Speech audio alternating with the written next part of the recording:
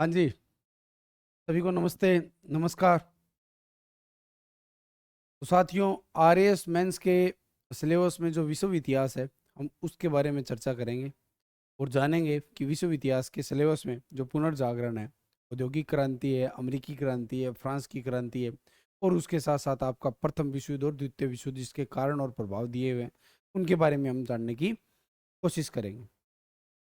हम विश्व इतिहास को समझें कि इस पुनर्जागरण से लेकर ये जो विश्व युद्ध तक का इतिहास है, इसने कैसे पूरी दुनिया के इतिहास को किस तरीके से प्रभावित किया और इतिहास को एक ऐसे मोड़ पे लाके खड़ा कर दिया कि जहाँ पे हम साफ-साफ देख सकते हैं, इससे पहले की दुनिया कैसी थी और इसके बाद की दुनिया कैसी थी। एक तरीके से ये इतिहास में जल विभाजक था। इसीलिए पुनर्जागरण यूरोप की घटना है, लेकिन उसको पढ़ा पूरी दुनिया के इतिहास में जाता है क्योंकि इसने पूरे के पूरे मानव इतिहास को एक तरीके से बदल के रख दिया। साथियों, बात ये थी कि पुनर्जागरण का मतलब हम सब जानते हैं कि पुनः जागना, मतलब आदमी सोया हुआ था और पुनः जाग गया। नहीं, ऐसा नहीं था। पुनः जागने का मतलब ये हुआ कि व्यक्ति को ये लगा कि हम पहले बहुत अच्छे थे, बाद में ये हुआ कि किन्हीं कारणों से हम कमजोर हो गए और हमें वापिस उसी मूल रूप में क्या आना है, वापिस आना है और अपनी ग्लोरी को, अपने स्वाभिमान को जिंदा करना है। ठीक है, जैसे ग्लोरी किस शब्द में, किस परिप्रेक्ष्य में, क्योंकि हम सब जानते हैं कि कुस्तुनतुनिया के पतन की कहानी कहीं ना कहीं पुनर्जागरण से जुड़ी हुई है। आपके पीछे जो मैप दिया हुआ है, हम उसके बारे में बात करेंगे कि क्या कुस्तुनतुनिया का पतन था, क्या नहीं था। लेकिन शब्द क्या है? पुनर्जागरण। आदमी पुनः जाग गया। आदमी कैसे जाग गया? आदमी तो रात को सोता है, सुबह जाग जाता है, तो इसमें पुनः जागने वाली क्या बात हुई? एक्चुअली ये जो जागना है ना, ये है चेतना का जागना। व्यक्ति ने अपने तर्क का, अपनी चेतना का इस्तेमाल किया और जाना कि उसके अंदर कितनी प्रतिभा है। मैं पहले आपको एक छोटी सी कहानी बताता हूँ कि एक बार ये हुआ कि दुनिया की सबसे शक्तिशाली चीज थी और ऊपर जो भगवान बैठा था उसकी अपने सलाहकारों के साथ मीटिंग चल रही थी, तो कि ये जो सबसे ताकतवर चीज है, इसको कहाँ पे रखा जाए। तो कई सलाहकारों ने कहा जी इसको माउंट एवरेस्ट पे रख दो, आदमी वहां पे कभी नहीं चढ़ पाएगा। तो भगवान बोला नहीं, ये एक दिन वहां भी चढ़ जाएगा। तो जी फिर समुद्र में सबसे गहरी जगह पे है ना, इस चीज को छुपा देते हैं ताकि आदमी वहां नहीं पहुंच पाए। तो भगवान बोला नहीं, वहां भी ये आदमी पहुंच जाएगा। एक बूढ़ा सलाहकार था, अनुभवी सलाहकार था, उसने ये बोला कि जी इस सबसे ताकतवर चीज को आप व्यक्ति के अंदर छुपा दो, व्यक्ति कभी नहीं ढूंढ पाएगा कि मेरे अंदर इतनी ताकतवर चीज है। खैर, इस स्टोरी का मतलब ये हुआ कि अगर व्यक्ति खुद को जाने तो व्यक्ति खुद को बहुत ताकतवर बना सकता है किसी भी माध्यम से, ज्ञान के द्वारा, भक्ति के द्वारा, कर्म के द्वारा। बहुत सारे मार्ग होते हैं, खुद को जानना जरूरी है। तो पुनर्जागरण वो दौर था जब व्यक्ति ने खुद को जाना। व्यक्ति ने जितने आडंबर थे, जितनी उस पे बंदिशें थी, जितने उस पे दबाव थे, जितने उस पे प्रेशर थे, चाहे वो सामाजिक थे, आर्थिक थे, राजनीतिक थे, सबसे वो दूर निकला और खुद की खोज में निकला। और बड़ी बात ये थी कि पुनर्जागरण में व्यक्ति ने खुद को खोजा, उसके साथ साथ पूरी दुनिया को खोजा था। ये ही पुनर्जागरण है। ठीक है, अब हम पढ़ेंगे पुनर्जागरण की परिभाषा क्या है, वेसारी क्या कहता है, दीदरो क्या कहता है, उसके अनुसार पुनर्जागरण की परिभाषा क्या है, उसके अनुसार पुनर्जागरण की परिभाषा क्या है। वो सब बातें हैं, लेकिन मूल बात है कि व्यक्ति ने खुद को जाना था और खुद को जानने के बाद उसने तर्क, जिज्ञासा, संदेह, चेतना, सभी के माध्यम से दुनिया को जानने की कोशिश की थी। अब आप सोच के देखिए कि अगर व्यक्ति के अंदर ये तर्क, संदेह, जिज्ञासा नहीं होती तो क्या हम चंद्रयान और मंगलयान भेज सकते थे? और साथियों, पुनर्जागरण एक वो दौर था जब साम्राज्यवाद या राज्य विस्तार के अंदर हथियारों का इस्तेमाल या एक तरीके से सेना का इस्तेमाल ना होके ज्ञान का इस्तेमाल हुआ था, नॉलेज। अगर आज हम चांद को जीतना चाहते हैं, ठीक है, मतलब चांद पे मान लो कोई सभ्यता बनी हुई है या मंगल पे मान लो कोई सभ्यता बनी हुई है जो हमें अभी पता नहीं है, लेकिन अगर हम उनको फतेह करना चाहते हैं तो क्या बिना ज्ञान के फतेह कर सकते हैं? नहीं कर सकते। उनके पास नॉलेज हुई, यूरोप वालों के पास, तब उन्होंने उत्तरी अमेरिका, दक्षिण अमेरिका, अफ्रीका, ऑस्ट्रेलिया, पूरा एशिया, सब पे उन्होंने कब्जा कर लिया। सब पे उन्होंने कुछ समय तक राज किया, चाहे वो 200 साल तक किया, चाहे 300 साल तक किया। क्या गिना बिना ज्ञान के ये संभव था? बिना नॉलेज के ये संभव था? क्या वो बाइबल में रखी हुई, लिखी हुई उन बातों पर विश्वास करके बैठे रहते कि धरती चपटी है, धरती इतनी है? बाइबल में तो ये लिखा हुआ भी नहीं था ना कि नॉर्थ अमेरिका, साउथ अमेरिका महाद्वीप है। उन लोगों ने तो ढूंढा था ना। वो बाइबल से भी परे गए थे। उन्होंने अपनी ज्ञान की भूख थी, जो लालसा थी, उस लालसा को और बढ़ाया, और वो भूख बढ़ती गई, बढ़ती गई, बढ़ती गई, और उसी ज्ञान के सहारे उन्होंने साम्राज्यवाद का विस्तार किया था। तो साथियों, जो इतनी मैंने बात बताई है ना, उसका मतलब ये हुआ कि पुनर्जागरण व्यक्ति की स्वयं की खोज थी, ज्ञान की खोज थी। उसके अंदर जो ज्ञान था, उस ज्ञान को खोजा। और देखो, पुनर्जागरण के बाद में पूरी दुनिया का इतिहास यूरोप का इतिहास बन गया, क्योंकि यूरोप के देश और उन देशों की कंपनियों ने पूरी दुनिया में कहीं ना कहीं, किसी न किसी तरीके से अपना साम्राज्य स्थापित किया था, और ये मामला द्वितीय विश्व युद्ध तक चलता रहा था। तो हम जानेंगे कि पुनर्जागरण की परिभाषा क्या है, पुनर्जागरण के कारण क्या है, और पुनर्जागरण के परिणाम क्या है। पुनर्जागरण के परिणाम ये नहीं है, जब भी हमारे दिमाग में पुनर्जागरण शब्द आता है या पुनर्जागरण के परिणाम की बात आती है, तो हम कुछ साहित्यिक रचनाओं तक, और उसके बाद में हम साहित्यिक रचनाओं के बाद में कुछ चित्रकला तक, और उसके बाद थोड़ा बहुत धर्म सुधार में मार्टिन लूथर किंग, ये सब पढ़ लेते हैं, और ये हमारे दिमाग में रहता है। लेकिन पुनर्जागरण के प्रभाव इससे भी बहुत बड़े व्यापक थे। पुनर्जागरण ने साथियों ऐसे ऐसे शब्दों की, ऐसे ऐसे मनोवैज्ञानिक शब्दों की रचना की, और ये शब्द, ये अल्फाज आगे जाकर संस्थानों के रूप लेते हैं, ऑर्गेनाइजेशन के रूप में आते हैं, और ये ऑर्गेनाइजेशन है जिनके बीच में आज हम रह रहे हैं।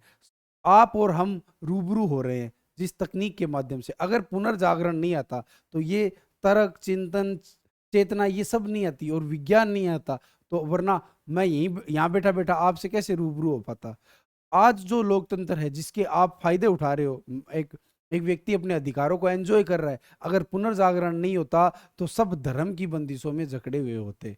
पुनर्जागरण ने हम सबके जीवन को सभी आयामों पे प्रभावित किया। एक महत्वपूर्ण बात यह है साथियों, कि जब भी इतिहास में या कोई भी विषय आप पढ़ो, उसके 3 आयाम हमेशा पढ़ो। ये 3 आयाम मैं नहीं बता रहा, ये हमारे संविधान की प्रस्तावना बता रही है। सामाजिक, आर्थिक, राजनीतिक, न्याय। मतलब हम किसी भी समय को देखें तो उस समय के 3 दिशाएं अवश्य होती है: राजनीतिक, सामाजिक और आर्थिक। सामाजिक में आप सांस्कृतिक जोड़ सकते हो, राजनीतिक में आप राजनयिक जोड़ सकते हो, प्रशासनिक जोड़ सकते हो, लेकिन ये 3 डायमेंशन जरूरी है: राजनीतिक, सामाजिक और आर्थिक। इसीलिए हम विश्व इतिहास की जितनी भी घटनाएं हैं, उन घटनाओं को हम इन 3 परिप्रेक्ष्य में, इन 3 दिशाओं में, इन 3 विमाओं में, इन 3 आयामों में पढ़ने की कोशिश करेंगे: राजनीतिक, आर्थिक और सामाजिक। ठीक है? तो आपके पीछे जो मैप दिया हुआ है, उस मैप में हम ये देखेंगे कि कैसे कुस्तुनतुनिया का पतन हुआ और कैसे इटली के अंदर पुनर्जागरण की शुरुआत हुई थी। तो साथियों, आप तैयार हो? आप समझ रहे हो ना कि पुनर्जागरण का मतलब हुआ स्वयं की खोज। तो पुनर्जागरण ने स्वयं की खोज के साथ साथ विश्व की खोज की। आप ये जो नक्शा देख रहे हो, अगर पुनर्जागरण नहीं होता तो ये देश यहां तक सीमित रहते।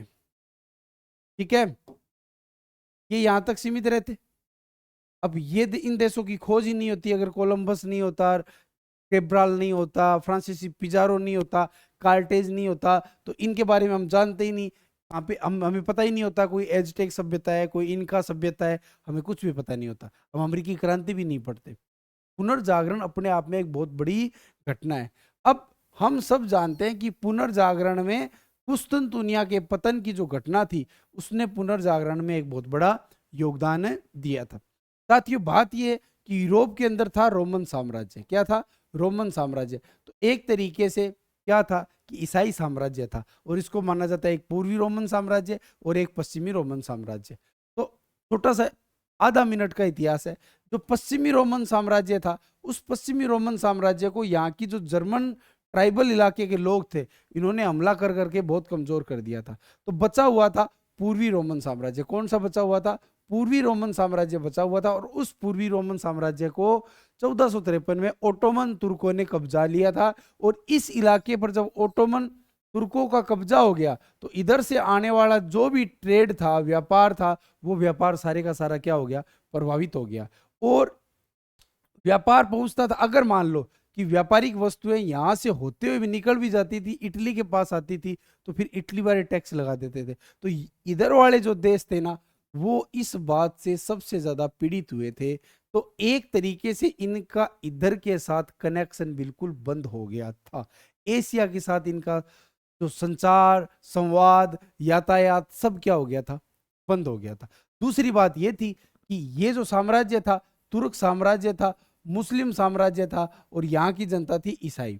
और इसी कारण आपस में धार्मिक विवाद और धार्मिक विभाजन भी बढ़ गया था। और हम पढ़ेंगे कि जब पुनर्जागरण पढ़ेंगे, उससे पहले की एक घटना थी, जिस घटना का नाम है क्रूसेड, धर्म युद्ध। वो धर्म युद्ध क्या था? तो कुल मिला के बात ये थी कि यूरोप के जो ये पश्चिमी देश थे, ये इस घटना से बहुत ज़्यादा प्रभावित हुए और उन्हें ये लगने लग गया कि हमें नए मार्ग खोजने पड़ेंगे और हमें नए तरीके खोजने पड़ेंगे। और इसके साथ साथ जो सबसे बड़ी बात ये हुई, इन लोगों को ये लगा कि देखो, हमारा प्राचीन समय में यूनान, रोमन कितनी महान सभ्यता थी, और आज हमारा हाल ये है कि हमारे ऊपर आकर दूसरे लोग क्या कर रहे हैं? कब्जा कर रहे हैं, दूसरे लोग हम पर राज कर रहे हैं। तो जब उन्होंने अपनी पुरानी पुस्तकों का अध्ययन किया, इटली में जाकर कार्डिनल वेसारी जैसे लोग जब हजारों पांडुलिपियां लेके इटली गए और उन्होंने जाना कि हम अतीत में तो इतने अच्छे थे, लेकिन हमारा वर्तमान इतना बुरा हो गया, उसके कारण क्या है, उन कारणों को जब उन्होंने जानने की कोशिश की, और इसी चक्कर में जब वो अतीत की पुनर्स्थापना करना चाहते थे, तब पुनर्जागरण की शुरुआत होगी, अतीत की पुनर्स्थापना। और आप सब जानते हो कि अतीत वैसे का वैसे कभी स्थापित नहीं होता। अगर हम अच्छी चीजें स्थापित करना चाहते हैं, दादा क्लास में हो एक बार, अतीत की अच्छी बातों को स्थापित करना चाहते हैं, तो वैसी की वैसी कभी स्थापित नहीं होगी। वही तीन बातें देखो, उस समय के आर्थिक हालात अलग है, उस समय के सामाजिक हालात अलग है, उस समय के राजनीतिक हालात अलग है। अब मान लो कोई पुरानी बातें थी, अगर मान लो कोई पुरानी बात अच्छी थी, तो आप ये देखो कि उस समय तो अब तो लोकतंत्र है, उस समय राजा का हालात था, तो राजनीतिक हालात में तो दिन रात का फर्क हो गया। अब आर्थिक हालात ये है कि प्रत्येक व्यक्ति अपने तरीके से व्यापार करता है, अपने तरीके से आर्थिक गतिविधि चलाता है। तकनीक है, उन्होंने आर्थिक गतिविधियों को कैसे नियंत्रित कर रखा है। अब उस समय तक ये था, उस समय तक काम बटा हुआ था, आप ये करोगे, आप ये करोगे, अगर आप इससे बाहर जाओगे तो आपको दंडित किया जाएगा। तो आर्थिक हालात भी अलग थे, सामाजिक हालात भी अलग थे, राजनीतिक हालात अलग थे। तो उस समय की बात को आप ऐसे का ऐसा लागू नहीं कर सकते। और यही यूरोप में हुआ था। चाहते तो वो थे कि पुरानी जो हमारी ग्रीमा थी, वैभव था, उस ग्लोरी को वापस से जिंदा किया जाए। लेकिन वो ग्लोरी थी ना, वो ग्लोरी उसी रूप में थोड़ी पैदा होगी। उसका क्या किया जाएगा? कुछ रूपांतरण किया जाएगा, कुछ मॉडिफिकेशन किया जाएगा। और यही था कि पुरातन संस्थाओं, पुरातन विचारों को रूपांतरित करके यूरोप ने जो एक नई आर्थिक, सामाजिक, राजनीतिक परिस्थितियां पैदा की थी, उसको बोलते हैं पुनर्जागरण। और जिसने पुनर्जागरण ने मनुष्य को एक नए रूप, नए फ्लेवर, नए क्लेवर के रूप में पेश किया था, उस पुनर्जागरण के बारे में हम पढ़ेंगे। ठीक है, कुस्तुनतुनिया की पतन की छोटी सी स्टोरी मैंने आपको बता दी। ये इसलिए हुआ था, और यहाँ पे तुर्कों ने कब्जा कर लिया। और लंबे समय तक ये ओटोमन साम्राज्य कब तक बना रहा था? जब हम प्रथम विश्व युद्ध पढ़ेंगे, 1918 तक ये तुर्कों का ओटोमन साम्राज्य था, ये कायम रहा था। और उसके बाद में सैब्रे की संधि होती है, और हमारे देश के अंदर जो स्वतंत्रता आंदोलन में खिलाफत का आंदोलन था, वो भी इससे संबंधित था। थोड़ा थोड़ा आप इसके बारे में जानते हो। खैर, अब हम आते हैं पुनर्जागरण के बारे में, पूरी तसल्ली से हम चर्चा करते हैं। तो देखो साथियों, इतनी चर्चा के अंदर मैंने आपको दो बातें बता दी कि पुनर्जागरण का मतलब हुआ स्वयं की खोज। मनुष्य स्वयं को खोजता है, और स्वयं की खोज करते करते वो पूरी दुनिया को भी खोजता है। तो स्वयं की खोज हुई, दुनिया की खोज हुई। उसने स्वयं की चेतना, तर्क, संदेह, इन सबको इतना ज्यादा विकसित कर लिया था कि वो जो उस समय की रूढ़ियां, मान्यताएं, जो आडंबर बने हुए थे, उनसे वो बाहर निकल गया था। आई बात समझ में? चलो आगे बढ़ते हैं और अब स्लाइड दर स्लाइड हम आपको ये चीजें बताएंगे। आप चीजें सुनते जाएं, नोट मत करिए। स्लाइड के अंदर सारी चीजें दी हुई है। ये स्लाइड जब आपको मिल जाएगी, इस स्लाइड को आप फटाफट रिवीजन कर लेना। पर्याप्त मैटर है उस स्लाइड में, बहुत ज्यादा है। ये नहीं है कि आप ये सोचो सर बाहर से कुछ देखना पड़ेगा, कुछ भी नहीं देखना पड़ेगा। स्लाइड आपके लिए सफिशिएंट है। चलो शुरू करते हैं।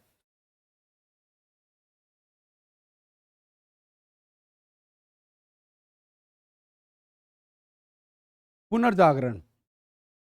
पुनर्जागरण क्या है? आगे बात समझ में आपके कि मैंने आपको बताया था स्वयं की खोज और उसके द्वारा दुनिया की खोज, और साथ में मैंने ये बताया था कि पुनर्जागरण ने पुरातन संस्था और पुरातन विचारों को रूपांतरित किया था। ठीक है, तो हम पुनर्जागरण की कुछ परिभाषाओं को पढ़ने की कोशिश करते हैं। पुनर्जागरण मानव की एक विशिष्ट मनोदशा थी। विशिष्ट मनोदशा। इस मनोदशा में सबसे महत्वपूर्ण क्या चीज थी? चेतना थी, तर्क था, संदेह था। ठीक है, इन चीजों को विकसित किया। ये विशिष्ट मनोदशा पहले नहीं पैदा हुई थी। ये विशिष्ट मनोदशा पहले नहीं पैदा हुई थी। इसीलिए पुनर्जागरण मानव की एक विशिष्ट मनोदशा, नवीन चेतना थी, जिसने प्राचीन गौरव, पुरातन व्यवस्था में क्या किया? आवश्यक परिवर्तन किया और उसे पुनः स्थापित करने का प्रयास किया, जिसके प्रभाव क्या थे? बहुआयामी थे। बहुआयामी। अब देखो, हमने जो पहले की स्टोरी पढ़ी ना, पहले जो हमने बातें की थी, उन बातों को समझिए। विशिष्ट मनोदशा थी, पहले नहीं पैदा हुई थी ये विशिष्ट मनोदशा। अब मनोदशा का मतलब वो माइंड सेट। विशिष्ट मनोदशा थी, नवीन चेतना थी। अब ये क्या कह रही है कि जैसे ही तुर्कों ने कब्जा किया तो बोले यार पुराना हमारा गौरव कैसे था और अब हमारा क्या हो गया। तो पुरातन गौरव, प्राचीन गौरव और पुरातन व्यवस्था में क्या करना है? आवश्यक परिवर्तन। कोशिश तो हम यही कर रहे हैं कि वैसी की वैसी स्थापित किया जाए, लेकिन मैंने कहा आर्थिक, राजनीतिक, सामाजिक परिस्थितियां उस हालात समय की और इस समय की, उन हालातों में दिन रात का फर्क है। तो कुछ क्या किया जाए? कुछ आवश्यक परिवर्तन किया जाए और उसे पुनः स्थापित करने का प्रयास किया, और जिसके प्रभाव क्या थे? बहुआयामी थे। मतलब आर्थिक तौर पे हम नई दुनिया में आ गए, सामाजिक तौर पर हमारा समाज पूरी तरीके से बदल गया, राजनीतिक तौर पे नए तंत्र खड़े हो गए। पहले जनतंत्र, राजा का तंत्र था, और बाद में हम धीरे धीरे धीरे धीरे बढ़ते हुए संवैधानिक राजतंत्र से होते हुए लोकतंत्र की ओर बढ़ गए। तो पूरे का पूरा बहुआयामी प्रभाव था। तो याद रखना, विशिष्ट मनोदशा, नवीन चेतना, इसमें चार अच्छे टेक्निकल वर्ड हो गए। एक तो विशिष्ट मनोदशा होगी, एक नवीन चेतना होगी, और उसके बाद पुरातन व्यवस्था और प्राचीन गौरव। ठीक है, विशिष्ट मनोदशा, नवीन चेतना, जिसने क्या किया? प्राचीन व्यवस्था या पुरातन गौरव को, या एक शब्द इस्तेमाल कीजिए, पुरातन व्यवस्था, पुरातन गौरव को आवश्यक परिवर्तन करते हुए पुनः स्थापित करने का प्रयास किया, और जिसके प्रभाव क्या थे? बहुआयामी। ये तो था ये एक प्रकार की इस तरीके की परिभाषा थी कि आप पुनर्जागरण को आसानी से समझ सकते हो। अब पुनर्जागरण को हम अगली परिभाषा में समझेंगे। एक इतिहासकार है जिनका नाम है फिशर। फिशर ने पुनर्जागरण को कैसे परिभाषित किया था? मुझे लगता है ये चीज तो आपको समझ में आ गई कि आदमी की विशिष्ट मनोदशा, स्पेसिफिक माइंडसेट था उसका, नवीन चेतना थी, जिसने पुरातन गौरव, पुरातन व्यवस्था में आवश्यक परिवर्तन कर पुनः स्थापित करने का प्रयास किया। किस परिप्रेक्ष्य में? तुर्की साम्राज्य या ओटोमन तुर्क द्वारा कुस्तुनतुनिया पर जो अधिकार हुआ था, उस परिप्रेक्ष्य में यह परिभाषा बनती है। अब ये परिभाषा याद रखना। ये परिभाषा मैं जैसे जैसे पुनर्जागरण आगे बताऊंगा, फिर आपको चित्रकला, मूर्तिकला, स्थापत्य कला, साहित्य कला, वैज्ञानिक खोजे, भौगोलिक खोजो, सब में ये बताऊंगा कि कैसे ये विशिष्ट मनोदशा और नवीन चेतना के तत्व थे जिसने पुनर्जागरण को परिभाषित किया था। अब क्या था? फिशर ने क्या कहा? देखो, मानवतावादी आंदोलन, मानवतावाद पैदा हुआ। पहले क्या था? पहले का जो समाज था उसका पूरे का पूरा केंद्र क्या था? धर्म। जो समाज था, जो सोसाइटी थी, वो धर्म केंद्रित और धर्म नियंत्रित थी। क्या थी? धर्म केंद्रित और धर्म नियंत्रित। धर्म ही उसको नियंत्रण कर रहा था और सारा ताना बाना क्या था? धर्म के केंद्र में था। लेकिन बाद में केंद्रित, पुनर्जागरण के बाद समाज का केंद्र बिंदु क्या हो गया? मानव हो गया। तो पुनर्जागरण एक मानवतावादी आंदोलन का आरंभ था। धर्म के क्षेत्र में नवीन दृष्टिकोणों का विकास हुआ। उसके अलावा स्थापत्य, चित्रकला का नया रूप हुआ। अब हम बात करेंगे कि स्थापत्य कला के अंदर गोथिक शैली थी वो चली गई थी और ग्रीको रोमन शैली प्रारंभ हुई। उसके अंदर क्या क्या नई नई चीजें थी, कैसे मेहराब बने थे, कैसे गुंबद बने थे, ब्रुनेलेस्की ने क्या क्या योगदान दिया था। चित्रकला में हम लियोनार्डो दा विंची को पढ़ेंगे, राफेल को पढ़ेंगे, उसके बाद में माइकल एंजेलो को पढ़ेंगे। चित्रकला में उन्होंने क्या क्या चीजें दी थी। तो मतलब देखो तीन चीजें आ गई इसमें। मानवतावादी आंदोलन का आरंभ हो गया।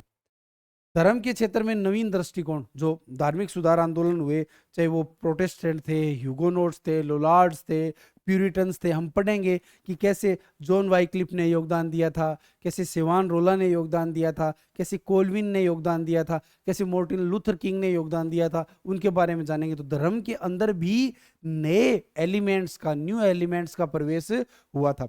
व्यक्तिवादी सिद्धांतों का विकास हुआ, वैज्ञानिक दृष्टिकोण और छापे खाने का आविष्कार हुआ, इत्यादि विशेषताओं को सामूहिक रूप से क्या कहते हैं, पुनर्जागरण। और ये परिभाषा किसकी है, फिशर की है। मान लो क्वेश्चन आ जाए 2 नंबर का, पुनर्जागरण किसे कहते हैं, और अगर आप फिशर की ये परिभाषा लिख के आ जाओ तो आपको बहुत अच्छे नंबर मिलेंगे। क्यों? एक तो अगर आप इतिहासकार की परिभाषा लिखते हो तो उसका बहुत बड़ा फर्क पड़ता है। इतिहासकार का, अगर आप इतिहासकार का नाम लिखते हो तो बहुत ही बड़ा फर्क पड़ता है परिभाषा के अंदर। और देखो कितनी वही बातें हैं जो हम सब जानते हैं। इतिहासकार ने कोई अलग बातें नहीं बताई कि मानवतावादी आंदोलन का प्रभाव, मानवतावादी आंदोलन का की शुरुआत हुई, धर्म के अंदर में नए तत्वों का प्रवेश हुआ, चित्रकला स्थापत्य कला अपने नए स्वरूप में सामने आई, व्यक्तिवादी आंदोलन का नया चरण शुरू हुआ, भौगोलिक खोजें हुई, वैज्ञानिक खोजें हुई और छापे खाने का आविष्कार हुआ। अब छापे खाने के आविष्कार को समझिए कि ये कितना इंपॉर्टेंट था। पहले आदमी अपने अपने काम धंधे कर रहा था, किसी के पास अक्सर ज्ञान नहीं था। अक्सर ज्ञान नहीं था तो वो चिंतन नहीं कर पा रहा था। उसका चिंतन इतना था, सुबह काम पे जाओ, कुछ कुछ कमाओ, या फिर जंगल में जाओ, कुछ चीजें ले आओ, फल फ्रूट ले आओ, या कोई शिकार करके ले आओ और अपने बच्चों का पालन पोषण कर लो और रात को सो जाओ। लेकिन जब छापे खाने का आविष्कार हुआ और जब किताबें उसके सामने आई, तब उसने अक्सर ज्ञान लिया, तब उसने धीरे धीरे धीरे चिंतन करना शुरू किया।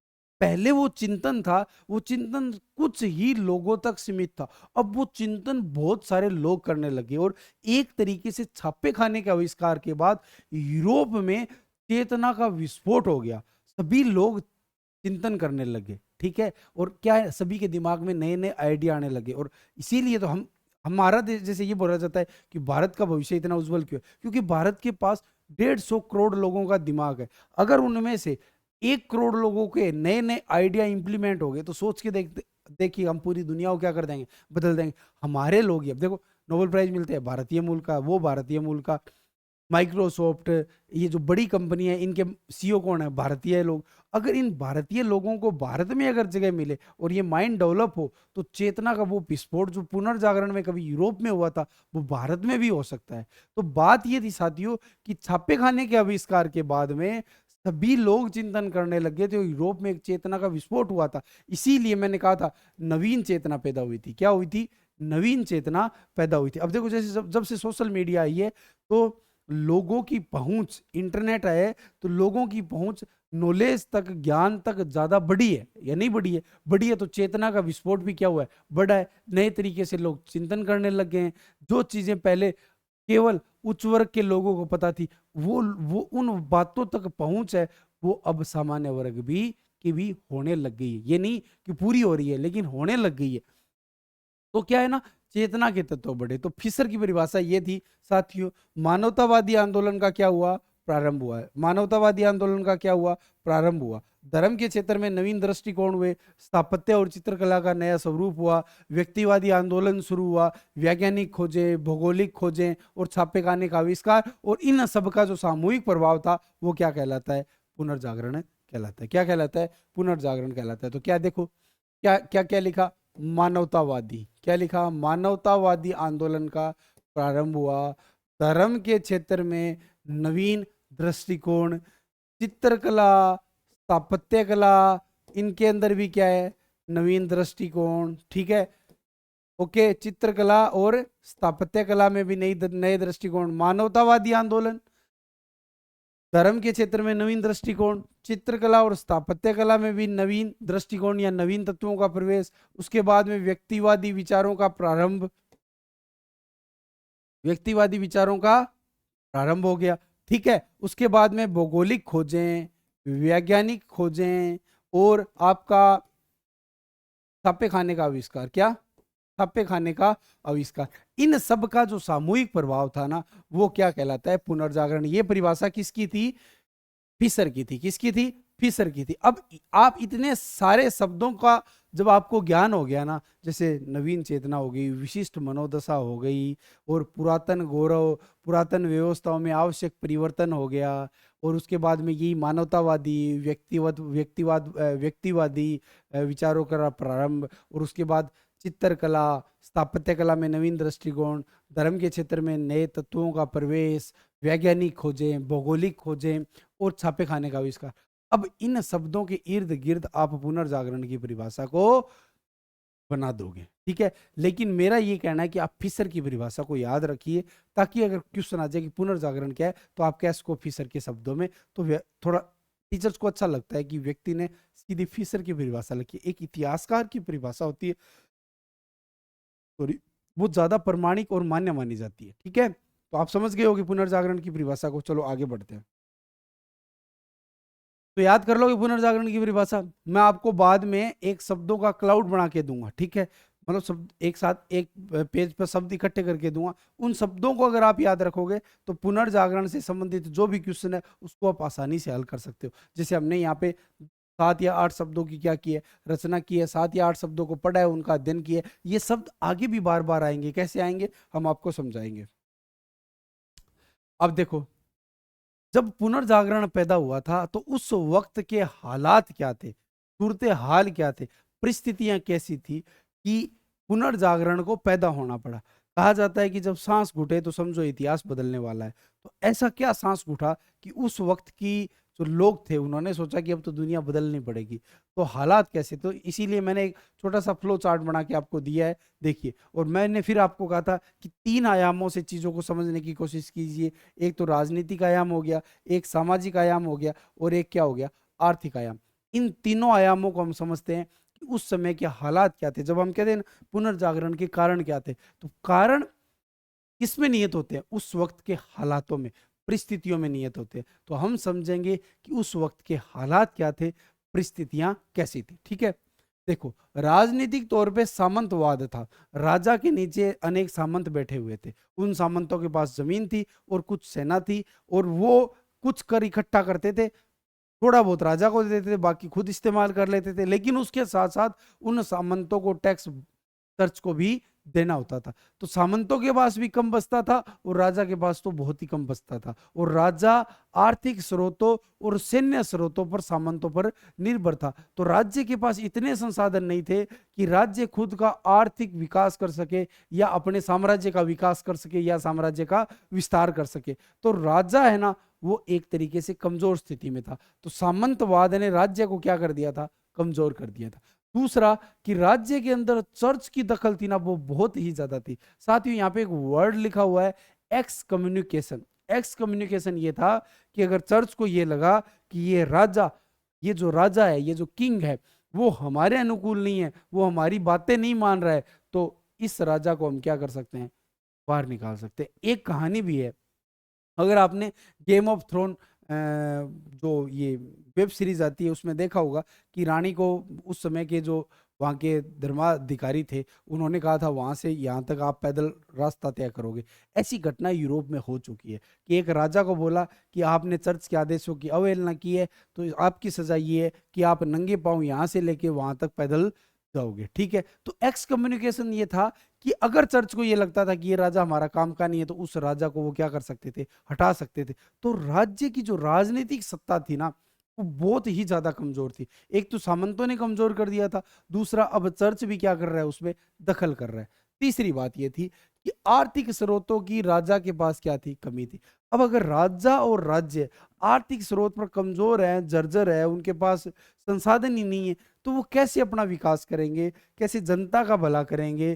कैसे दूसरे राज्य के हमले से खुद की रक्षा करेंगे? और कैसे अपने राज्य का, साम्राज्य का विस्तार करेंगे? तो एक तरीके से राजनीतिक हालात थे ना, वो बुरी तरीके से जड़ हो चुके थे। जम चुके थे और उस पे चर्च का बहुत ज्यादा नियंत्रण था। और चर्च था ना, वो a state within a state था, एक राज्य के भीतर राज्य था। क्यों? चर्च के पास भयंकर, बहुत ही ज्यादा आर्थिक स्रोत थे, क्योंकि सब ऐसे था। उस समय चर्च की हालत ये थी कि पूरा यूरोप कमाता था और वो कहीं ना कहीं विभिन्न रास्तों से होते हुए चर्च के पास पहुंच जाता था। और पादरी फुल ऐशोआराम करते थे और एक तरीके से ये दिखाते कि हम ईसा मसीह के प्रतिनिधि हैं। तो फिर जनता भी उनको कुछ कह नहीं पाती थी, और जनता में उन्होंने ये कह दिया था कि आप हमें पैसे दो, और जैसे ये पैसों की खनखनाहट होगी ना, वैसे ही आपके जो पूर्वज ऊपर बैठे हैं स्वर्ग में, वैसे ही उनको स्वर्ग में आराम मिलेगा और वो स्वर्ग में पहुंच जाएंगे, उनको जीवन में कोई कष्ट नहीं मिलेगा। आप पैसों की खनखनाहट है ना, वो हमारे कदमों में बराबर क्या रखिए, जारी रखिए। अब इससे क्या है, जनता भी आर्थिक तौर पे जर्जर हो रही थी और राज्य भी आर्थिक तौर पे जर्जर हो रहा था और राजा भी आर्थिक तौर पर जर्जर हो रहा था। तो पुनर्जागरण में ये जो सूरत हाल थे, ये परिस्थितियां थी, इन परिस्थितियों में राजा को ये लगने लग गया कि इस चर्च की दखल को अगर हमने कम नहीं किया तो फिर राज्य आगे कभी विस्तारित नहीं हो पाएगा, राज्य कभी ताकतवर नहीं बन पाएगा। और दूसरी तरफ व्यक्ति के भी हालात ये थे। तो व्यक्ति की समाज में क्या हालत थी, हम पढ़ते हैं। पूरे का पूरा समाज क्या था, धर्म केंद्रित था, धर्म नियंत्रित था। मैंने ये शब्द पहले लिया था कि धर्म केंद्रित था, धर्म नियंत्रित था, और धर्म का गतिविहीन चक्कर चल रहा था समाज के अंदर। बंद समाज था, समाज के अंदर नए तत्वों का प्रवेश हो नहीं रहा था। मैनर व्यवस्था एक तरीके से सामंतवादी व्यवस्था थी। इंटरडिक्ट प्रथा थी। इंटरडिक्ट प्रथा क्या थी, जैसे यहाँ पे एक्स कम्युनिकेशन है कि एक राजा को सजा दे दी जाती थी कि आप राजा रहने योग्य नहीं हो। इसीलिए इसी तरीके से इंटरडिक्ट प्रथा के अंदर क्या था कि व्यक्ति का हुक्का पानी बंद कर दिया जाता था यदि वो धार्मिक रीति रिवाजों, नीतियों को पालन नहीं करता था और उनको नहीं मानता था। तो देखिए, इंटरडिक्ट प्रथा थी, उसके द्वारा समाज को नियंत्रित किया जा रहा था। इंटरडिक्ट प्रथा के द्वारा क्या किया जा रहा था, समाज को नियंत्रित किया जा रहा था। जैसे हमारे होता है ना कि आज भी कुछ इलाकों में ये होता है कि खाप पंचायतें है ना, वो उनका हुक्का पानी बंद कर देती है। उसी तरीके से उस वक्त जो चर्च था वो इंटरडिक्ट प्रथा के द्वारा व्यक्ति का सामाजिक अलगाव कर देता था, व्यक्ति को समाज से अलग निकाल देता था, व्यक्ति का हुक्का पानी बंद कर देता था। उस प्रथा को बोलते थे इंटरडिक्ट। और एक्स कम्युनिकेशन जो प्रथा थी, उसके द्वारा राज्य के अंदर जो राजा था उसकी स्थिति को नियंत्रित किया जाता था, और अगर राजा चर्च के अनुसार काम नहीं करते थे तो राजा को भी क्या कर दिया जाता था, पार का रास्ता दिखा दिया जाता था। तो चर्च साथ में राज्य के राजा को नियंत्रित कर रहा था और साथ में किसको कर रहा था, समाज को नियंत्रित कर रहा था। अब देखते हैं कि वो कैसे मिलते हुए, इन्हीं परिस्थितियों को मिलाते हुए वो आर्थिक दशाओं को नियंत्रित करता था। अब देखो कि कोई आदमी इनोवेशन नहीं कर सकता था अपने हिसाब से, कोई भी नया आर्थिक धंधा नहीं चला सकता था, क्योंकि आर्थिक धंधों पर भी ऐसे धार्मिक नीति नियम लागू कर रखे थे। ये करोगे तो पाप लग जाएगा, ये बाइबल में नहीं लिखा हुआ, ऐसा नहीं कर सकते, ऐसा पादरी लोगों ने कहा है। तकनीक नहीं थी, ठीक है। और व्यापार में चर्च की बहुत ज्यादा दखल थी। आप सूद नहीं लोगे, आप ये नहीं करोगे, वो नहीं करोगे। तो व्यापारिक वर्ग था वो भी दुखी था, और जो उत्पादक वर्ग था वो भी दुखी था, क्योंकि हर जगह किसकी थी दखल, चर्च की दखल थी। और इस चर्च की दखल ने एक तरीके से ऐसा समाज बना दिया था कि अब तो ये लगा कि अगर सांस इतना घुट चुका है कि अब तो पूरी इस व्यवस्था को क्या करना पड़ेगा, बदलना पड़ेगा। और यही व्यवस्था बदलने की शुरुआत होती है। और यही जो चर्च की जो दखल थी, इसको सुधारने के लिए एक तो साथ में धर्म सुधार आंदोलन चलता है, और उसके साथ साथ में राज्य की भी व्यवस्था सुधरती है, वैज्ञानिक खोजें होती है, भौगोलिक खोजें होती है, चित्रकला का नया स्वरूप पैदा होता है, वास्तुकला का नया स्वरूप पैदा होता है, मूर्तिकला का नया स्वरूप पैदा होता है। देखिए साथियों, हम जब चित्रकला और वास्तुकला और ये मूर्तिकला पढ़ेंगे तो हम देखेंगे कि धर्म से संबंधित चीजें तो बनी, लेकिन धर्म से इतर और धर्म निरपेक्ष चीजें भी बनेगी, और व्यक्ति को केंद्रित रखा जाएगा, व्यक्ति की भावनाओं को ध्यान दिया जाएगा। भावनाएं मतलब पहले तो भावनाएं सारी चर्च के द्वारा, चर्च की धार्मिक व्यवस्था के द्वारा नियंत्रित थी कि आप कैसे सोचोगे, आप कैसे रहोगे, कैसे समाज के नियमों का पालन करोगे। तो व्यक्ति के अंदर जो भावनाएं थी, क्रोध था, प्रेम था, स्नेह था, वो सब उसका दबा हुआ था, वो समाज के अनुसार चल रहा था। व्यक्ति को न ढंग से रो सकता था, न हंस सकता था, न किसी से अपनी भावनाओं का इजहार कर सकता था। तो अब हम देखते हैं कि जब पुनर्जागरण का दौर आता है, जब साहित्य का सर्जन होता है, नई नई कलाओं का सर्जन होता है, तो उसमें व्यक्ति की भावनाओं को ध्यान दिया जाता है और धर्म से इतर भी रचनाओं की बाढ़ आ जाती है। और जो ग्रीक, रोमन, लैटिन, ये जो पुरानी भाषाएं थी, इनके अलावा नई भाषाओं का जन्म होता है।